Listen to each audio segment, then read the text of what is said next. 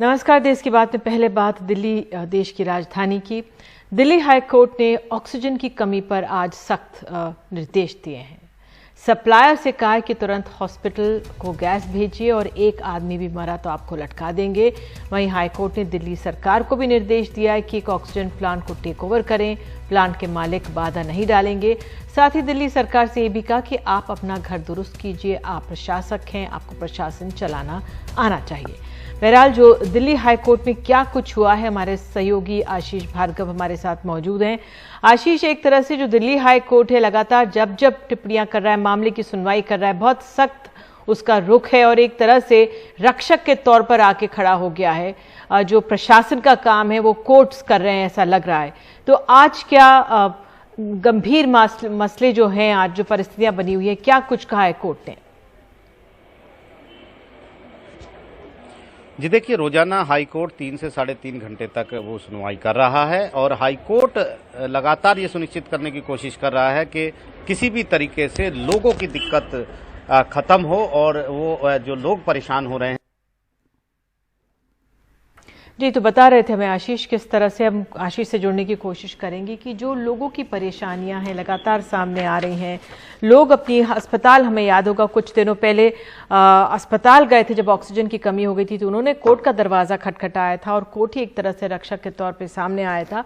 अब मुझे कहा जा रहा है आशीष हमारे साथ फोन पे तो है ही। जी आशीष, तो जो कोर्ट का रुख है आज क्या रहा? जी देखिए, हाईकोर्ट ने काफी देर तक 3.5 घंटे तक सुनवाई की और हाईकोर्ट अब इस नतीजे पर धीरे धीरे पहुंच रहा है कि सिस्टम ठीक नहीं है, सरकार को काफी कुछ करना पड़ेगा। ऑक्सीजन सरकार के पास जो आ रही है वो सप्लायर के पास जा रही है, लेकिन सप्लायर उसे अस्पताल में नहीं दे रहे हैं, तो कालाबाजारी हो रही है। इसलिए हाईकोर्ट ने खुद सप्लायर्स को बुला लिया था, जो ऑक्सीजन के सिलेंडर जो रिफिलर्स हैं उनको बुलाया था और उनसे बात की थी। तो एक रिफिलर्स से बात करने पर हाईकोर्ट को लगा कि वो झूठ बोल रहा है और हाईकोर्ट ने कहा कि आपको 20 टन गैस मिली, लेकिन आपने उन अस्पतालों को गैस नहीं पहुंचाई जहां पर आप 7 साल से भिजवा रहे हैं। और क्योंकि अस्पताल वाले भी वहीं थे तो उन्होंने कहा कि ये लोग गैस दे ही नहीं रहे हैं हम लोगों को। तो इस पर हाईकोर्ट नाराज हो गया और हाईकोर्ट ने कहा कि एक भी मरीज की अगर मौत हुई ऑक्सीजन के बिना तो आपको भी साथ में लटका देंगे। और इसके बाद दिल्ली सरकार को कहा कि तुरंत टेक ओवर किया जाए इसके प्लांट को और दिल्ली सरकार कर्मचारियों समेत इसको टेक ओवर करे, यानी कर्मचारी काम करते रहेंगे, लेकिन उसकी जिम्मेदारी जो होगी उसका प्रबंधन जो है दिल्ली सरकार के पास होगा।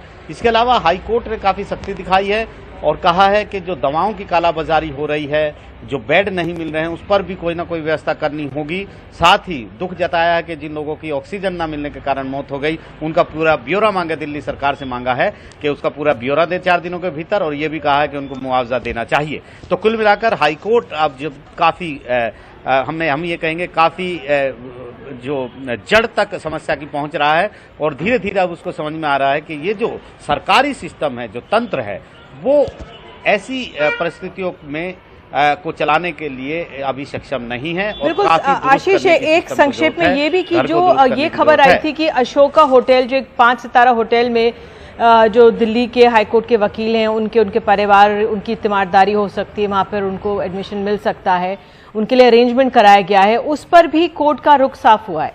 क्या कहा कोर्ट ने?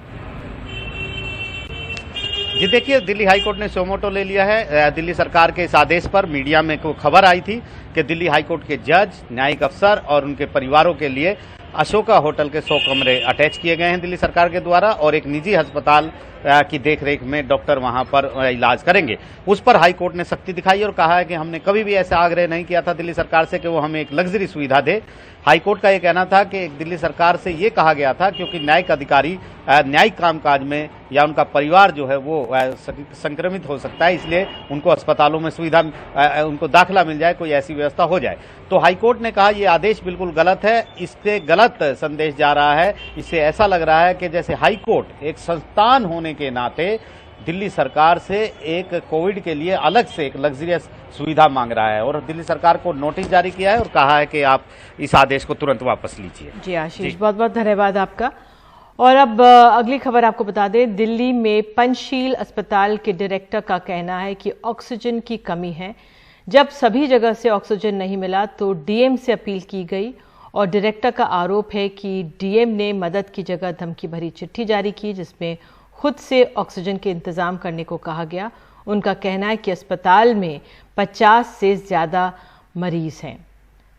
और हम कोशिश करते हैं अपने सहयोगी परिमल कुमार से भी बात करने की, क्योंकि परिमल कुमार ने ये खबर दी है। उनका ये कहना है कि इस तरह से जो ये अस्पताल है वो बड़ी मुश्किल में है इस समय, क्योंकि वहाँ पर देख सकते हैं किस तरह से मरीज दाखिल हैं। अब वो किसके पास जाएं अगर मदद चाहिए, तो जब प्रशासन के पास गए, दिल्ली के पंचशील अस्पताल की बात है, और उनके डायरेक्टर का कहना है कि ऑक्सीजन की कमी है। अब प्रशासन से दिल्ली सरकार डीएम से जब अपील की गई तो उन्होंने कहा है कि डीएम ने बात नहीं सुनी, बल्कि धमकी भरी चिट्ठी जारी कर दी है। इसमें खुद से ऑक्सीजन का इंतजाम करने को कहा गया है, और अस्पताल में बताया जा रहा है अभी 50 मरीज हैं। तो हम कोशिश कर रहे थे कि परिमल कुमार भी हमें मिलते और इस पे जानकारी देते, लेकिन शायद परिमल हमसे अभी संपर्क नहीं कर पा रहे हैं। तो ये खबर आई है, और इस तरह से जो मुश्किल परिस्थितियों में कई अस्पताल आए हैं, और कभी मदद मिली है, कभी मदद नहीं मिली है, और अब कहा जा रहा है कि और ये वाकई में एक बहुत चिंताजनक स्थिति होती है, क्योंकि आप गंभीर मरीजों को दाखिला दिया हुआ होता है, और हम देख सकते हैं कि किस तरह से इतनी भयावह स्थिति दिल्ली और आसपास में बनी हुई है। मुझे कहा जा रहा है डॉक्टर वीके गोयल जो डायरेक्टर हैं पंचशील अस्पताल के, हमारे साथ हैं। डॉक्टर गोयल, क्या स्थिति है आपके अस्पताल में इस समय? मैडम, मेरा हॉस्पिटल छोटा यमुना विहार में 50 बेडेड है, और 40 बेड कोविड को अलॉटेड हैं, and all the beds are full, and I am facing the shortage of oxygen for the last 4-5 days only, and all the administration including SHO is helping me right all the way out. मदद कर रहे हैं आपकी? मदद कर रहे हैं जी, लेकिन आज मेरे वेंडर ने कह दिया कि जो वो सप्लाई नहीं दे पाएगा, तो उसकी सप्लाई गाजियाबाद से आती है, और गाजियाबाद से बंद हो गई उसकी। तब मैंने अपने डीएम को, एडमिनिस्ट्रेशन को बोला कि मुझे सप्लाई के लिए इंतजाम करे जाएं, लेकिन मुझे एक नोटिस आ गया मैडम 3 बजे कि आप इंतजाम करिए 5 बजे तक, अदरवाइज हम आप पे डिजास्टर एक्ट में एक्शन लेंगे। जी, तो डीएम का जो ये रुख है, इसके पीछे क्या कारण हो सकता है? मैडम, ये तो उन्हें पता होगा क्या रुख का कारण है। हम तो madam we are the doctors, we are service people हैं। हम सामान का इंतजाम करना तो हमारे हाथ में होता नहीं है, जितना होता है हम करते हैं, उसके बाद नहीं मिलती तो हम ऊपर वाले को बोलेंगे कि सर नहीं मिल रही, इंतजाम करिए। डॉक्टर गोयल, किस एक्शन की चिंता है, क्योंकि आप तो मरीजों की देखभाल ही कर रहे हैं, और पूरी कोशिश आप लोग करेंगे कि मरीजों को ऑक्सीजन मिले। जी, डे एंड नाइट कर रहे हैं मैडम, लेकिन उन्होंने हमें एक थ्रेटनिंग नोटिस भेज दिया कि आप पे एक्शन लेंगे अंडर डिजास्टर मैनेजमेंट एक्ट। तो मुझे फिक्र हो गई मैडम, तो मैंने आपसे बात करने की कोशिश करी है। बिल्कुल, आपने हमारे सहयोगी मैं इलाज करते करते मुझे ही जेल के अंदर बंद कर दें ये लोग। डॉक्टर गोयल, मैं आपसे जानना चाहूंगी, एक तो और आसपास भी कुछ सोर्सेज हैं क्या, कहीं और आपने मदद की कोशिश की है? ये जो चिट्ठी आपके पास आ गई, ये तो बहुत चिंताजनक है, इस पे भी देखेंगे क्या कार्रवाई हो सकती है, लेकिन आपकी प्राथमिकता ये होगी कि आपके मरीजों को ऑक्सीजन पहुंचे। उस लिहाज से क्या कोशिशें हो रही हैं?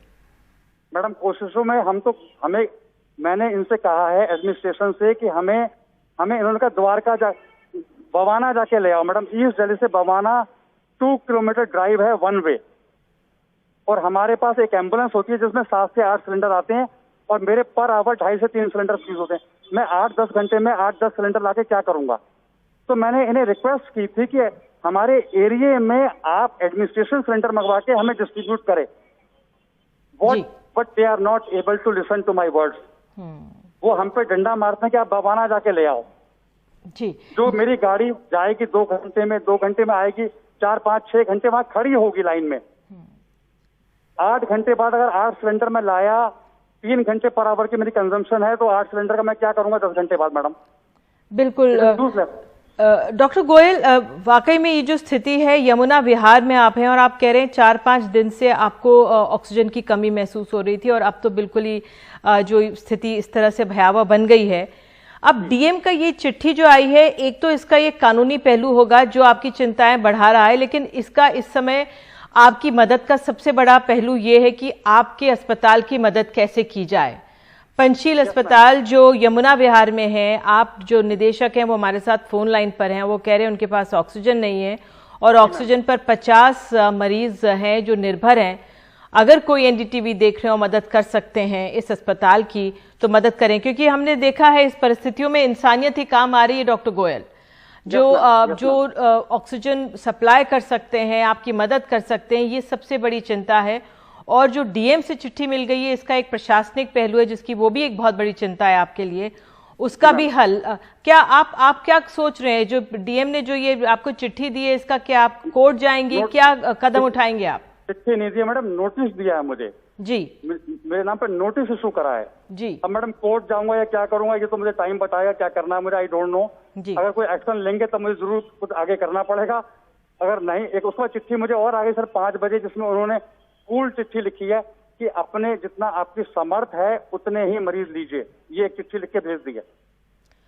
बिल्कुल, चिट्ठी में ये भी आपको कह दिया गया है कि क्योंकि हमने कई अस्पतालों में देखा है, बोर्ड में चिपका देते हैं कि ऑक्सीजन नहीं है, अब एडमिशन नहीं लेंगे, और मजबूरी है। बिल्कुल, और जिस तरह से, लेकिन जब परिजन बेहाल हो जाते हैं और वो एक तरह से हाहाकार मच जाता है तो अस्पताल पर भी दबाव बनता है, बढ़ जाता है कि मरीजों को लें। अस्पताल में 1500 बेड से 800 घटा के 700 कर दिए।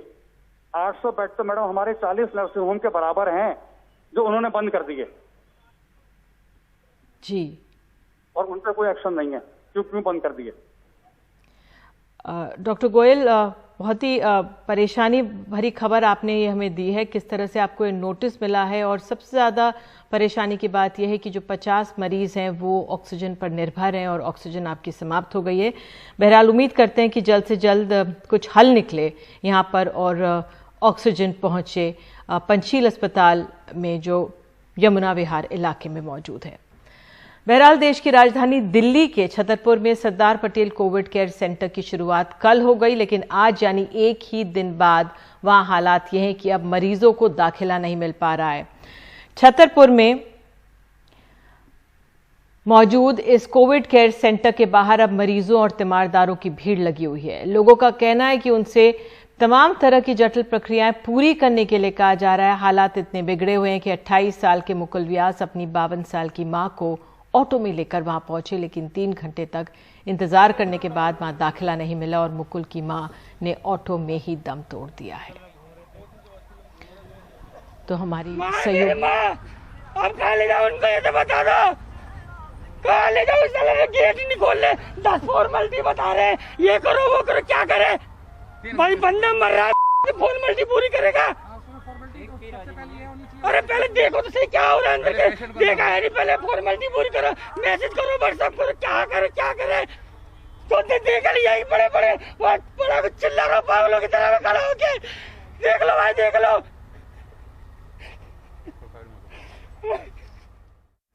तो आपने देखा कि सरदार पटेल केयर सेंटर के बाहर हालात कितने बिगड़े हुए हैं। वहां मौजूद हमारी सहयोगी सुकीर्ति द्विवेदी बता रही हैं वहां का हाल। हम इस समय दिल्ली के Sardar Patel Covid care centre के बाहर हैं। ये वो जगह है जो सबके लिए एक बहुत बड़ी राहत की सांस लाने वाली थी, पर आप देख सकते हैं यहाँ पर लगातार एम्बुलेंसेज की लाइन लगी हुई है। यहाँ पर रिश्तेदार आ चुके हैं। सर, आप कितनी देर से वेट कर रहे हैं? मैम, हम सुबह से वेट कर रहे हैं, वहाँ पर एंट्री बिल्कुल भी नहीं हो रही है। इन्होंने बेड कह दिया कि बेड अवेलेबल बिल्कुल भी नहीं है हमारे यहाँ पर, और ऑक्सीजन मीटर भी नहीं है मैम यहाँ पर। अब बताओ क्या करें? किसको लेकर के आए? मैम, मदर को लेके आया है। आपकी मदर है? नहीं, इनकी वाइफ है, रिलेशन में है मेरे। और अंदर का ट्रीटमेंट अगर पूछे तो अंदर ये लोग ये कहते हैं कि अंदर 6-6 घंटे तक बंदा पेशेंट अंदर रहता है, उनको खाने के लिए कुछ नहीं दिया जा रहा, डॉक्टर्स की सप्लाई नहीं दी जा रही। ये यहाँ पर रिश्तेदार लगातार गुहार लगा रहे हैं पुलिस वालों से। एडमिशंस नहीं मिल रहे हैं लोगों को। अभी थोड़ी देर पहले लाउड स्पीकर पे अनाउंसमेंट किया गया है कि बिना डीएसओ के रेफरेंस या डिस्ट्रिक्ट सर्वेलेंस ऑफिसर के रेफरेंस के भी कुछ लोग जिनकी एम्बुलेंस यहाँ पे घंटों से खड़ी है उनको अंदर जाने दिया जाएगा। आप देख रहे हैं कि किस तरह से लोग लगातार बहस कर रहे हैं, और वाजिब है कि लोगों का इस तरह जो गुस्सा है, क्योंकि कई लोग 4 घंटे से 5 घंटे से यहीं पर खड़े हुए हैं अपने मरीजों के साथ। आगे लंबी लाइनें हैं, गेट पूरी तरह बंद है। कहा जा रहा है कि थोड़ी देर में वो एक एक करके मरीज अंदर लेंगे, पर यह अनाउंसमेंट कर दिया गया है कि 85 से नीचे अगर ऑक्सीजन लेवल है तो 85 से कम ऑक्सीजन वाला कोई भी मरीज अंदर नहीं लिया जाएगा, क्योंकि ना तो इनके पास आईसीयू बेड है और ना वेंटिलेटर बेड है। यहाँ पर आप लगातार देख रहे हैं एम्बुलेंसेज हैं, रिश्तेदार हैं, कुछ लोग यहाँ पर पानी बांट रहे हैं, खाना बांट रहे हैं, कई सारे रिश्तेदारों के लिए उनकी मदद करने की कोशिश कर रहे हैं। सर, आप लोग कौन से संस्थान से हैं, कब से यहाँ पर बांट रहे हैं ये इस तरह से खाना और पानी? ये आप देख रहे हैं कि ये लोगों की नेकी है यहाँ पर कि इतने सारे रिश्तेदारों की मदद कर रहे हैं, पर फिर भी कैमरा के सामने आके उसके बारे में बात नहीं करना चाहते हैं। बस जितना उनकी तरफ से मदद बन पड़ सकती है वो कर रहे हैं। यहाँ पर आधे रिश्तेदार संघर्ष कर रहे हैं, बाकी कई लोग इस तरह से खाने पानी की सुविधा का बंदोबस्त कर रहे हैं। अब आप इस तरफ आइए तो आप देखेंगे यहाँ पर रिश्तेदारों की लगातार एक लंबी कतार लगी हुई है। आगे भी लोग बहस कर रहे हैं अंदर जो ऑफिशियल्स हैं उनके साथ। लगातार अनाउंसमेंट्स हो रहे हैं ऑफिशियल्स की तरफ से कि थोड़ी देर में एडमिशन शुरू होंगे, पर जो लोग घंटों से खड़े हैं उनके लिए अभी तक कोई राहत नहीं आई है। यहाँ पर स्थिति इतनी बुरी है कि अभी कुछ देर पहले यहाँ पर एक रिश्तेदार, एक लड़का जो अपनी माताजी को लेकर आया था, वो यहाँ पर खड़े रहे यहीं ऑटो में। उनकी माताजी का निधन हो गया। वो कोशिश करते रहे आखिरी पल तक कि उनकी माताजी को अंदर एडमिशन मिल सके, पर नहीं मिल पाया। यहीं खड़े थे इसी ऑटो में, इस सड़क के दूसरी ओर, और यहीं उनकी माताजी खत्म हो गई। वो चिल्लाते रह गए कि उनको अंदर एडमिशन दिया जाए, पर नहीं मिला। स्थिति यहाँ ये हो चुकी है, ये देश की राजधानी है। सरदार पटेल कोविड सेंटर के बारे में हम कई दिन से सुन रहे हैं, कई मंत्री यहाँ पर आकर के इसके चक्कर लगा चुके हैं, जनता को ये निश्चिंत करने के लिए कह चुके हैं कि हम यहाँ पर सबका एडमिशन लेंगे। पर आप देख सकते हैं कि यहाँ पर स्थिति कितनी बुरी है। इस समय सैकड़ों लोग यहाँ पर आके खड़े हो चुके हैं, और ये सब वो लोग हैं जो 15-20 अस्पतालों से लौटाए गए हैं, एम्बुलेंसेज में अपने क्रिटिकल पेशेंट्स के साथ यहाँ पर मौजूद हैं। फिलहाल उनके लिए यहाँ पर कोई राहत नहीं है। कैमरा पर्सन पूजा आर्या के साथ सुकीर्ति द्विवेदी, एनडीटीवी इंडिया के लिए। और देश की बात में आगे है, आगरा में ऑक्सीजन की कमी से बुरा हाल, लेकिन अब शायद पहुंच रही है कुछ ऑक्सीजन। आगरा में कल रात प्राइवेट अस्पतालों में ऑक्सीजन खत्म हो जाने से हाहाकार सा मच गया। कहीं परिजन गुस्से में सड़क जाम करने लगे तो कहीं अस्पतालों के बाहर रोने चिल्लाने लगे। परिजनों का आरोप है कि ऑक्सीजन नहीं मिलने से कई मरीज मर गए, लेकिन इसकी आधिकारिक पुष्टि किसी ने नहीं की। अब ऑक्सीजन की कुछ खेप आगरा पहुंची है। प्रशासन का कहना है कि जल्द और ऑक्सीजन आगरा पहुंचेगी। मोहब्बत के शहर में कल रात मौत का मातम था। कई प्राइवेट अस्पतालों में ऑक्सीजन खत्म होने पे लोग अपनों को खो देने के खौफ में रोते चीखते रहे। कोई रिस्पॉन्सिबल नहीं है, पर सब फ्रॉड है, सबको जेल होनी चाहिए। आपको पहले से बताया नहीं था? किसी ने नहीं बताया ऑक्सीजन के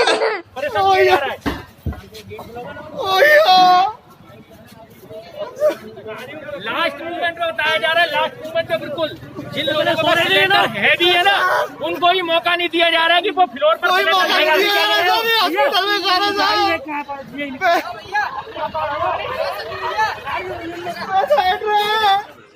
सबसे ज्यादा मातम आगरा के पौष इलाके शहीद नगर के उपाध्याय हॉस्पिटल पे था। अस्पताल के बाहर सड़क पे बहुत लोग अपने प्यारों को खो देने के खौफ में तड़प रहे थे। अंश ने तो अपनी मां को खो दिया है, वो भी तब जबकि उसने मां को रेमडेसिविर इंजेक्शन 40,000 में खरीद के लगवाया था। डॉक्टर है, उसका लाइसेंस कैंसिल करवाओ सर, मेरा आपसे निवेदन है सर। मैं उषा गोयल, मेरी मम्मी चली गई इस हॉस्पिटल वालों कड़ी से, इसका लाइसेंस कैंसिल करवाओ। मेरी मम्मी 21-22 तारीख से एडमिट थी सर है मम्मी का। मेरा अंश नाम है सर, मेरा अंश नाम है सर। यहाँ पे कोई ऑक्सीजन नहीं है। सुबह से हम लोग कल से इनफैक्ट भाग रहे हैं। कल सुबह से 6 बजे से हम लोग सब लोग परेशान हैं। यहाँ पे कोई टैंकर कुछ भी नहीं है। हमारे मरीज मर रहे हैं रोज। रश्मि हॉस्पिटल के गेट पे खौफजदा तीमारदार अपनी बात वीडियो में कैद करवाते रहे कि शायद उसे देख कुछ मदद आ जाए, और एपेक्स हॉस्पिटल में भर्ती मरीजों के तीमारदारों ने अस्पताल की ऑक्सीजन खत्म होने पे आगरा फिरोजाबाद रोड पे जाम लगा दिया। रामवीर यादव 16 दिन से भर्ती हैं, उनके रिश्तेदार परेशान। आपका क्या नाम है? सरकार की नौकरी की है और छोटे-छोटे बच्चे हैं, हम कहाँ ले जाए? कहाँ के रहने वाले हैं? वो तो उनका बेटा पुलिस में नौकरी कर रहा है, वो नहीं आ पा रहा है इलेक्शन की ड्यूटी करके। कहाँ के रहने वाले हैं? शुकाबाद के। कितने दिन से ड्यूटी में लगा हुआ है वो, नहीं आ पा रहा है। आगरा को हर रोज 37.5 टन ऑक्सीजन की जरूरत है। सोमवार रात 3.5 टन ऑक्सीजन मथुरा रिफाइनरी से आई थी। सुबह 10 टन और पहुंची है, जो एसएन मेडिकल कॉलेज और प्राइवेट अस्पतालों को दी जा रही है। जैसा आप पीछे देख रहे हैं, जो हमारे 6 मेजर हॉस्पिटल्स हैं जिनके पास लिक्विड ऑक्सीजन होता है, यहाँ से हम उसको भेज करके उनके टैंक में भरवा देंगे अभी। इसके अलावा एक और हमारी 16 MT की ट्रक जो है मोदी नगर से पिछले 2 घंटे पहले निकल चुकी है। स्पॉट करके गाजियाबाद पुलिस और हमारी आगरा की पुलिस उसको स्पॉट करके लेके आ रही है। देश में इसके पहले कभी भी इंसान की जान बचाने के लिए इतने बड़े पैमाने पे ऑक्सीजन की ज़रूरत नहीं पेश आई थी। भले उसके लिए पर्याप्त ऑक्सीजन हो, लेकिन उसका ट्रांसपोर्टेशन एक बहुत बड़ा मसला है, जिसकी वजह से बड़े पैमाने पे उसकी किल्लत बरकरार है। आगरा में नसीम और कैमरामैन राजेश गुप्ता के साथ कमाल Khan, NDTV India. Maharashtra Covid hotspot बना हुआ है। यहाँ बड़ी मौतें चिंता का कारण बनी हुई हैं। 6 दिनों में करीब 70% मौत के आंकड़े बढ़े हैं। तो अस्पतालों और शमशान भूमि से परेशान करने वाली तस्वीरें लगातार आ रही हैं और बड़े अस्पताल भी कह रहे हैं कि कई RT-PCR में वायरस डिटेक्ट नहीं हो रहा है और लोग अचानक गंभीर होकर हॉस्पिटल पहुंच रहे हैं। बोलते बोलते मर गए कि मेरे को वेंटिलेटर पे रखो, वेंटिलेटर पे रखो। किसी ने आके इनको चेक नहीं किया, नहीं इनका ECG किसी ने निकाला। इनकी हार्ट बीट्स रात से कम है, फिर भी कोई डॉक्टर आया नहीं इनको देखने के लिए। कल भी ऐसी रात को इनकी तबीयत खराब थी, जब भी किसी ने नहीं आया। मेरा यही बोलना है कि यहाँ के डॉक्टरों ने मेरे पति को मारे हैं। उन्होंने आखिरी तक मरते मरते बोले मेरे को वेंटिलेटर लगाओ, लेकिन यहाँ के डॉक्टरों ने उनको जीते जी वेंटिलेटर नहीं लगाया। मैं ये डॉक्टर लोगों के खिलाफ में सख्त से सख्त एक्शन लेने के लिए गवर्नमेंट से अपील करती हूँ कि इनको कड़ी से कड़ी सजा मिलनी चाहिए। ये एक पत्नी का दर्द है। कोविड संक्रमित पति की मौत के लिए वक्त पर वेंटिलेटर न मिलने का आरोप लगा रही हैं। घटना महाराष्ट्र के हिंगोली सिविल अस्पताल की है। मेरे बाद पेशेंट जब मर गया तो वेंटिलेटर लाके लगाए, ऐसे यहाँ के डॉक्टर है। मैं ये गवर्नमेंट से अपील करती हूँ कि इनको सजा मिलनी चाहिए। महाराष्ट्र में बीते 6 दिनों में 4,460 मौतें हुई हैं। इससे पहले वाले हफ्ते यानी कि 13 से 19 अप्रैल के बीच 7 दिनों में 2,579 मौतें हुई, यानी बीते 6 दिनों में मौतें करीब 70% बढ़ी हैं। बढ़ी मौतों के साथ राज्य के लचर हालात की तस्वीरें भी आनी रुक नहीं रही। एक एम्बुलेंस में एक साथ 22 कोविड शवों की विचलित करने वाली ये तस्वीर महाराष्ट्र के बीड जिले से सामने आई है। बीड के अंबेजोगाई नगर पालिका के शमशान भूमि में कोविड से मृत 22 मरीजों का एक साथ दाह संस्कार हुआ। तस्वीरें 2 दिन पहले यानी रविवार की हैं। सरकारी आंकड़े के मुताबिक एक दिन में मुंबई में सबसे ज्यादा 70 मौतें, औरंगाबाद में 58, अहमदनगर में 41, नागपुर में 38, रायगढ़, पनवेल, बीड, यवतमाल, नांदेड़, सतारा, उस्मानाबाद, लातूर जैसे जिलों ने करीब 20 मौतें रिपोर्ट की हैं। कई छोटे जिलों में भी मौतें बढ़ने लगी हैं। डॉक्टरों के सामने एक बड़ी समस्या RT-PCR में वायरस का डिटेक्ट न हो पाना भी है। डबल म्यूटेंट स्ट्रेन हम देख रहे हैं, इसमें काफ़ी केसेस में आपको RT-PCR टेस्ट नेगेटिव दिखाई दे रहा है, पर अगर हम CT स्कैन कर रहे हैं तो उसमें सिग्निफिकेंट इन्फेक्शन दिखाई दे रहा है। तो हमको इसमें क्लिनिकल जजमेंट सिम्टम्स के बेसिस पे प्लस उनका RT-PCR रिपोर्ट और CT स्कैन रिपोर्ट, ये तीनों कंबाइन करके हमको एनालाइज करना पड़ेगा कि सिचुएशन कैसा है और कैसे ट्रीट करना है।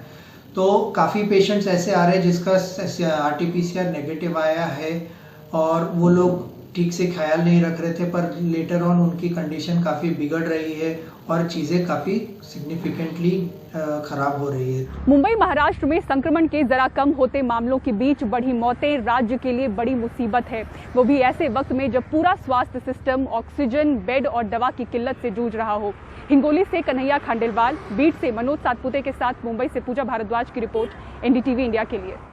कोरोना संक्रमण की वजह से ऑक्सीजन की किल्लत से निपटने के लिए मध्य प्रदेश में ऑक्सीजन ऑडिट की व्यवस्था लागू की गई है।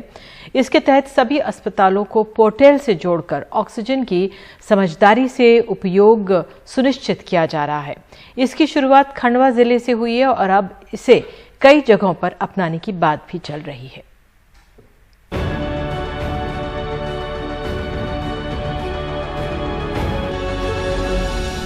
जहाज से ऑक्सीजन टैंकर जा रहे हैं, ट्रेन से वापस आ रहे हैं ताकि सांसों की डोर बरकरार रहे। हालांकि कुछ उपाय ऐसे हैं जो इस आपाधापी में नज़ीर बन सकते हैं। जैसे खंडवा के इस कोविड अस्पताल में एक दिन में खत्म होने वाली ऑक्सीजन अब 4 दिन चल रही है। हर घंटे 100 से 120 सिलेंडर लग रहे थे, जो अब 30 पर सिमट गए हैं। अस्पताल ने कुछ बहुत आसान उपाय अपनाए, जैसे 5वें माले पर उन मरीजों को रखा गया जिन्हें ऑक्सीजन की ज़रूरत नहीं थी, 4थे माले पर जिन्हें ऑक्सीजन कॉन्सेंट्रेटर से 5 लीटर प्रति मिनट तक ऑक्सीजन की ज़रूरत थी, इन दोनों मालों को ऑक्सीजन की सीधी पाइपलाइन से डिस्कनेक्ट कर दिया गया। तीसरे फ्लोर पर जिनकी ज़रूरत 5 लीटर प्रति मिनट या उससे ज़्यादा ऑक्सीजन की थी, दूसरे पर आईसीयू और हाई फ्लो ऑक्सीजन की ज़रूरत वाले मरीज़। जितनी भी मशीनें हैं, high flow nasal cannula, BiPAP, जो बड़ी मशीनें होती हैं, उनको नीचे के फ्लोर पर उनको शिफ्ट करना, ताकि कम प्रेशर में भी वो सप्लाई जो है वो मेंटेन रहे। और मरीजों को जो डाउन स्टेप और अप स्टेप करना, कि उनको कॉन्सेंट्रेटर पे रखना, जिसके लिए अतिरिक्त ऑक्सीजन की अलग से आवश्यकता नहीं होती, वो एटमॉस्फेयर से ही चलता है। अपना जो कंजम्पशन है वो करीब करीब जो 100-120 सिलेंडर प्रति घंटा कुल मात्रा में चलता था, वो अभी 30 सिलेंडर प्रति घंटा चलता है। हमने जो 90 सिलेंडर करीब जो गैस बचाई है 1 घंटे में, वो हमारे समस्त जो निजी अस्पताल हैं उनकी 1 हफ्ते की डिमांड के बराबर होती है। इसके अलावा प्रति बेड ऑक्सीजन मॉनिटरिंग का प्रशिक्षण, व्हाट्सएप ग्रुप से ऑक्सीजन संबंधित जानकारी का आदान प्रदान, मरीजों की परिजनों से रोज वीडियो कॉलिंग से बातचीत। इस प्रयास की मुख्यमंत्री शिवराज सिंह चौहान ने भी जमकर तारीफ की है। पूरे प्रदेश में इसे एक पहल के रूप में शुरू करने की बात कही गई है। जिस तरह से ऑक्सीजन को लेकर पूरे देश में हाहाकार मचा हुआ है, अगर सारे राज्य इस खंडवा मॉडल को अपनाना शुरू कर दें तो हो सकता है कि काफ़ी हद तक ऑक्सीजन पर निर्भरता घटेगी और इस प्राणवायु का सही तरीके से सदुपयोग हो सकेगा। खंडवा से निशाद और भोपाल से कैमरा पर्सन रिजवान खान के साथ अनुराग द्वारी, NDTV इंडिया।